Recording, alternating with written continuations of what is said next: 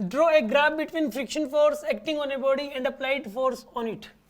एक ब्लॉक है, horizontal surface पर रखा हुआ है, रफ सरफेस पर, उसके ऊपर हम फोर्स को धीरे धीरे बढ़ा रहे हैं। तो आपको ये बताना है कि जो फ्रिक्शन है वो किस प्रकार से बदलेगा उसके ऊपर। देखिए आपको ये बात तो पता ही है कि लिमिटिंग फ्रिक्शन की वैल्यू मान लो वहाँ पे 40 न्यूटन है, तो 40 न्यूटन तक तो वो ब्लॉक चलेगा ही नहीं। जैसे आप 1 लगाओगे तो 1 न्यूटन का फ्रिक्शन लगेगा, 2 लगाओगे तो 2 लगेगा, 10 लगाओगे 10 लगेगा, 40 लगाओगे 40 लगेगा, 40 तक तो बदलेगा ही नहीं। वो 40 लिमिटिंग फ्रिक्शन है, यानी कि अप्लाइड फोर्स में और जो फ्रिक्शन लग रहा है उनमें डायरेक्टली प्रोपोर्शनल का रिलेशन है। जितनी वैल्यू अप्लाइड फोर्स की है उतनी ही वैल्यू फ्रिक्शन फोर्स की है, इसलिए पहले स्ट्रेट लाइन ग्राफ आएगा।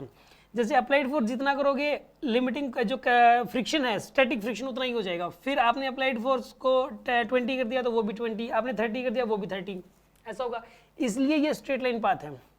फिर उसके बाद देखो आपको इस बात का पता है कि जो काइनेटिक यहाँ तक ये ना लिमिटिंग फ्रिक्शन है, यहाँ तक ये लिमिटिंग वाली वैल्यू होगी फ्रिक्शन की, इससे ज्यादा फ्रिक्शन नहीं बढ़ सकता, इसलिए ग्राफ इससे ज्यादा ऊपर नहीं जा सकता।